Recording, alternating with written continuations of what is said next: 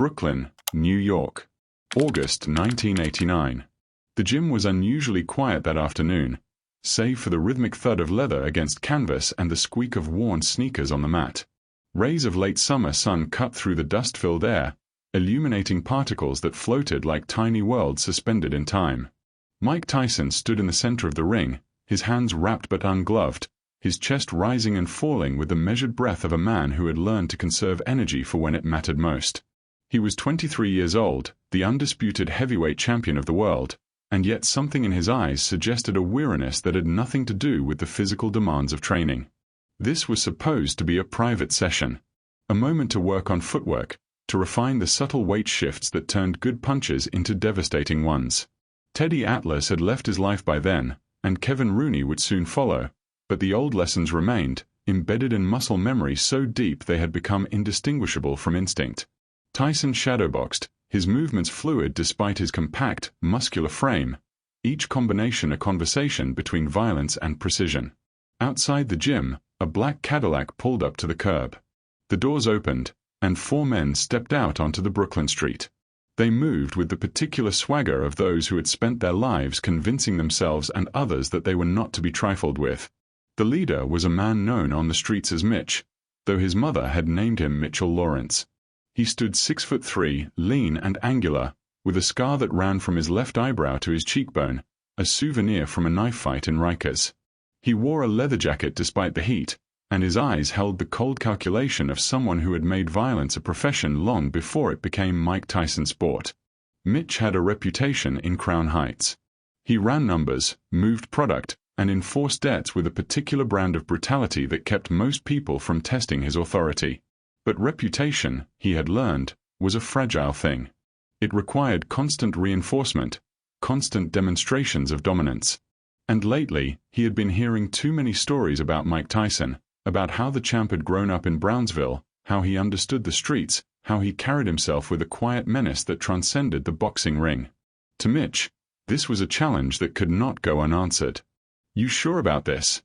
asked one of his companions, a thick-necked enforcer named Ray who had broken more bones than he could count but possessed enough sense to feel uncertain about their current trajectory. Mitch didn't answer. He simply pushed open the door to Glisson's gym and walked inside. The temperature in the room shifted instantly. The handful of trainers and fighters who occupied the space turned to look at the newcomers. In boxing gyms, you learn to read people quickly. You learn to distinguish between those who belong and those who don't, between fighters and pretenders, between respect and threat. These men radiated the wrong kind of energy, the kind that had nothing to do with sport and everything to do with violence unconstrained by rules. Tyson stopped shadowboxing. He stood perfectly still in the center of the ring, his hands lowering to his sides, his head tilting slightly as he assessed the situation with the same instinct that allowed him to read opponents in fractions of seconds. His trainer, an older man named Jimmy who had seen every kind of trouble the streets could produce, took a step forward, positioning himself between Tyson and the door. "Can I help you, gentlemen?" Jimmy's voice carried the particular politeness that actually means the opposite, the kind that gives someone one last chance to reconsider their choices. Mitch smiled, but it was the smile of a predator, all teeth and no warmth. "We're here to see the champ." The air grew thick with anticipation. One of the younger fighters in the corner stopped skipping rope, the chain falling silent as everyone in the gym unconsciously held their breath. This was the moment before the moment, the crystallized instant when everything still had the possibility of going in a different direction, when words could still replace actions and everyone could walk away with their pride and bodies intact. But Mitch hadn't come all this way to be turned around by politeness. He walked past Jimmy, his 3 companions fanning out behind him, and approached the ring. He looked up at Mike Tyson, and in that moment, 2 very different understandings of power confronted each other. Mitch saw the championship belts, the fame, the wealth that had come to this kid from the same streets he controlled. He saw someone who had escaped, who had made something of himself but had grown soft in the process, surrounded by trainers and regulations and referee who would step in before things got too real. What Mitch didn't see, what he couldn't see, was the darkness that had been with Mike Tyson since childhood. He didn't see the boy who had been bullied until something inside him broke and reformed into something harder. He didn't see the teenager who Cosdemoto had found and shaped, teaching him not just to fight but to channel the rage that burned in his core like a furnace that could never be fully extinguished.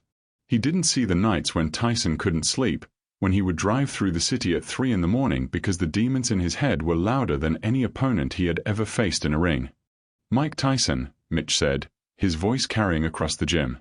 "I've been hearing a lot about you. They say you're the baddest man on the planet." Time seemed to slow. Tyson descended from the ring, not with the quick movement of aggression but with the deliberate, measured pace of someone who had already calculated every possible outcome and found them all acceptable.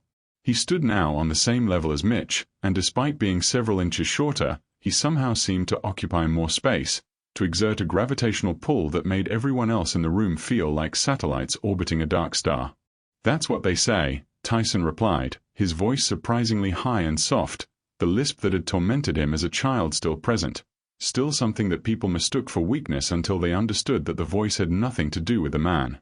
Mitch leaned in closer, his confidence building as he misinterpreted Tyson's stillness for uncertainty. "I don't know about that," he said. "See, where I'm from, the baddest man is the one who's still standing when the rules don't apply. You ever fight without gloves, champ? You ever fight without some referee to step in and save you when things get rough?" Every eye in the room turned toward Mike Tyson. This was it, the moment of provocation that could not be ignored without losing something essential. The younger fighters watching felt their hearts accelerate, their bodies instinctively preparing for violence even though it wasn't their fight. Jimmy moved closer, his hand reaching for the phone on the wall, ready to call for backup that everyone knew wouldn't arrive in time to matter. But Tyson didn't respond with anger. Instead, he smiled, and it was perhaps the most unsettling thing anyone in that gym had ever witnessed. It was the smile of someone who had been to places darker than Mitch could imagine, who had looked into the abyss of his own capacity for destruction and made peace with what he found there. "You want to see what I can do without gloves?" Tyson asked, his voice still soft, almost conversational. "Without rules? Without someone to save you?" The silence consumed the room. Mitch had committed himself now. To back down would be to lose everything he had built on the streets, to become a cautionary tale about the man who challenged Iron Mike and walked away. His pride, that most dangerous of human attributes, left him no choice but to continue forward even as some deeper instinct screamed at him to leave while he still could. "That's why I'm here," Mitch said, and he shrugged off his leather jacket, revealing arms covered in amateur tattoos and scars. "Let's see if the champ is real or just marketing." What happened next would be discussed in Brooklyn gyms for decades, though each retelling would add or subtract details, transforming memory into mythology until the truth became impossible to separate from legend. But those who were actually present, who witnessed what occurred in the following moments, would carry those images with them for the rest of their lives, would sometimes wake in the night remembering the sound, the speed, the terrible efficiency of it all. Tyson didn't assume a fighting stance. He didn't put up his hands or shuffle his feet or do any of the things that signaled preparation for combat. He simply stood there, and then, with a movement so quick that most people missed it entirely, he stepped forward. It was a step that covered more distance than seemed physically possible, a shift of weight and momentum that generations of training had perfected into something that transcended technique and became art. Tyson's shoulder dipped, his entire body rotating, and his right fist traveled less than 12 inches before it connected with Mitch's solar plexus with a sound like a baseball bat striking a side of beef. The air in Mitch's lungs expelled in a single explosive gasp. His eyes widened, his mouth opening as his brain frantically sent signals to muscles that had suddenly stopped responding. He had been in fights before, had taken punches from men who knew how to hurt people, but this was different. This wasn't a punch, it was the physical manifestation of years of disciplined rage, of thousands of hours spent perfecting the ability to transfer maximum force through minimum distance, of a power that came not from muscle alone but from a lifetime of channeling pain into purpose. Mitch's knees buckled. He would have fallen immediately except that Tyson's left hand shot out and grabbed his shirt, holding him upright, keeping him conscious for what came next.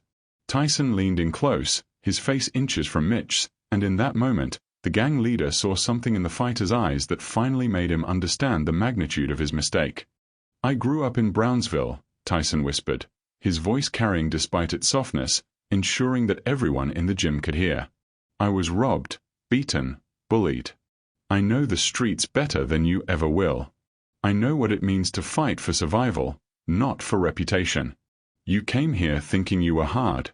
You don't know what hard is."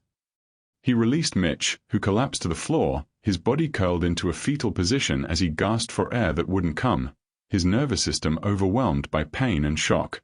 The three men who had accompanied him stood frozen, their own certainty evaporating as they watched their leader reduce to helplessness in less than 3 seconds. Every eye in the room remained fixed on Tyson. The fighter looked at the 3 remaining gang members, and without saying a word, he asked them a question that required no language. They understood immediately. Ray, who had broken bones and instilled fear but who possessed enough wisdom to know when he was outmatched, raised his hands in surrender and moved toward Mitch, helping him to his feet. The other 2 followed, supporting their leader between them as they moved toward the door. Before they left, Mitch, still struggling to breathe, turned back to look at Tyson. His face had lost all its arrogance, all its street-hardened bravado. In its place was something else, recognition, perhaps, or respect born from understanding. He nodded once, a gesture that acknowledged defeat but also something more profound, an admission that he had fundamentally misunderstood what he was challenging. The door closed behind them. For several seconds, no one in the gym moved or spoke. Then, gradually, sound returned to the space. Someone released a breath they hadn't known they were holding. A glove dropped to the floor with a soft thud. The young fighter who had stopped skipping rope picked up his chain and resumed, the rhythmic sound slowly re-establishing normalcy. Tyson returned to the ring as if nothing had happened. He began shadowboxing again, his movements fluid and practiced, his breathing controlled. But Jimmy, his trainer, approached the ropes and looked up at him with an expression that mixed concern with something approaching awe. "Mike," he said quietly, "you know they could come back. They could bring more people. This isn't over." Tyson paused in his movement and looked down at Jimmy. His expression had softened, the hardness that had inhabited his features during the confrontation receding like a tide. "It's over," he said simply. "He knows now. They all know." And he was right. Mitch never returned to that gym. He never spoke publicly about what happened that day, though word spread through the networks of people who traffic in violence and reputation. The story took on different forms as it traveled, but the essential truth remained constant. Mike Tyson was not someone to be tested, not in the ring and certainly not outside it. The rules that governed sport were not constraints that limited his capability, they were safeguards that protected others from it. In that moment, legends were forged and reputations were redefined. The incident at Glisson's gym in August 1989 never made the newspapers. It wasn't recorded by cameras or documented by journalists. It existed only in the memories of those who witnessed it and in the stories they would tell, each retelling adding or subtracting details until the event became more parable than history.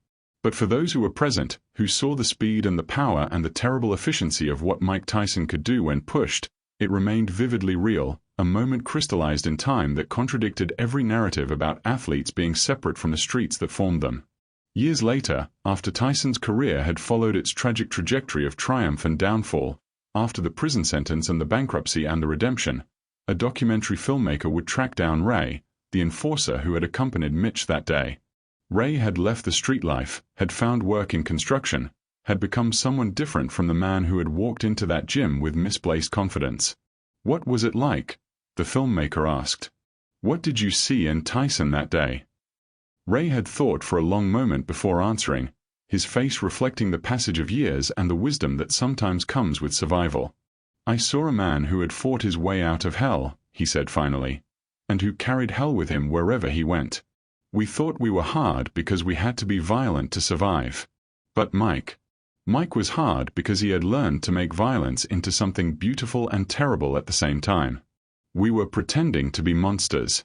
He didn't have to pretend." This is what the world never understood about Mike Tyson, not really. They saw the knockouts and the titles, the controversies and the falls from grace. They saw the persona, the marketing, the character that was created for television and pay-per-view. But beneath all of that was something more fundamental, something that had been forged in the fires of a Brownsville childhood and shaped by Cos D'Amato's obsessive training into a weapon of devastating precision. Mitch returned to the streets, but he was changed. The confidence that had defined him, that had allowed him to move through dangerous spaces with certainty, had been shaken. He had confronted the reality that there were levels of power beyond what he had imagined, that his understanding of dominance was limited and provincial. Within a year, he would leave New York entirely, relocating to Philadelphia where his reputation hadn't preceded him, where he could rebuild something resembling a normal life without the weight of that moment in Glisson's gym hanging over him. The lesson was learned, though it came at a cost. For Mike Tyson, the incident was barely a footnote in a life filled with confrontations both public and private. He would face challenges far greater than 4 gang members in a Brooklyn gym, the loss of Cos D'Amato, the unraveling of his marriage to Robin Givens, the shocking defeat to Buster Douglas, the prison sentence that would cost him what should have been the prime years of his career. Each of these moments would test him in ways that physical confrontations never could, would require forms of strength that couldn't be measured in punching power or knockout percentages. But on that August afternoon in 1989, Mike Tyson demonstrated something that those who truly knew him had always understood, that the difference between a fighter and a warrior is not about skill or athleticism or even courage. It's about having ventured into the darkness of human capacity and emerged with the knowledge that violence, when necessary, is not performed but inhabited. It's about understanding that power is not something you display but something you carry, a weight that shapes your bones and muscles and nervous system until it becomes indistinguishable from your essence. The gym returned to its normal rhythms that day. Fighters trained, trainers coached, and the business of boxing continued as it always had. But those who had witnessed the confrontation carried something with them, a memory that would surface at unexpected moments, in conversations about toughness or danger or the nature of true power.